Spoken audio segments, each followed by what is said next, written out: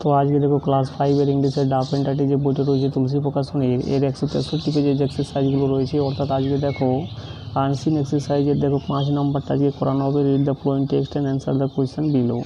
তো আজকে এ থেকে দেখো right T for true and for false statement. তো দেখো 1 নম্বর দেখো the big crocodile lived alone, অর্থাৎ বড় কুমিরটা বাস করতো একাকীভাবে, এটা অবশ্যই ফলস হবে যেহেতু তার স্ত্রীর সঙ্গে সে বসবাস করতো। দ্বিতীয় নম্বর দেখো the crocodile left that catching the monkey was easy, এটাও কিন্তু ফলস হবে যেহেতু বাঁদরটাকে ধরা কিন্তু খুবই কঠিন ছিল। এরপরে 3 নম্বর দেখো the crocodile watch the monkey from behind the rock, অর্থাৎ কুমিরটা লক্ষ্য করেছিল বাঁদরটাকে পাথরের ঠিক পেছন থেকে, এটা হয়ে যাবে ট্রু। তারপরে বিয়েরগুলো দেখো complete the following sentences with information from the text, অর্থাৎ এই সেন্টেন্সগুলোকে কমপ্লিট করতে বলা হচ্ছে। 1 নম্বর দেখো big crocodile lived on the fur bank of the river, অর্থাৎ নদীর ঠিক দূর প্রান্তে বা দূরের ধারে কী করতো, বড় কুমিরটা বাস করতো।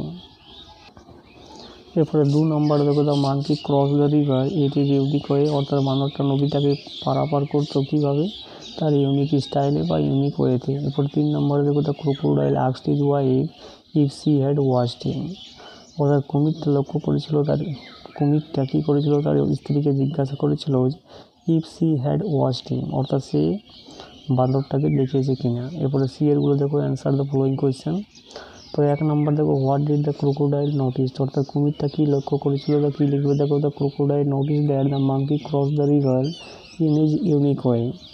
এরপরে 2 নম্বর দেখো could the crocodile catch the monkey, অর্থাৎ কুমিরটা কি বাঁদরটাকে ধরতে পেরেছিল, তো কী লিখবে, দেখো know the crocodile could not catch the monkey.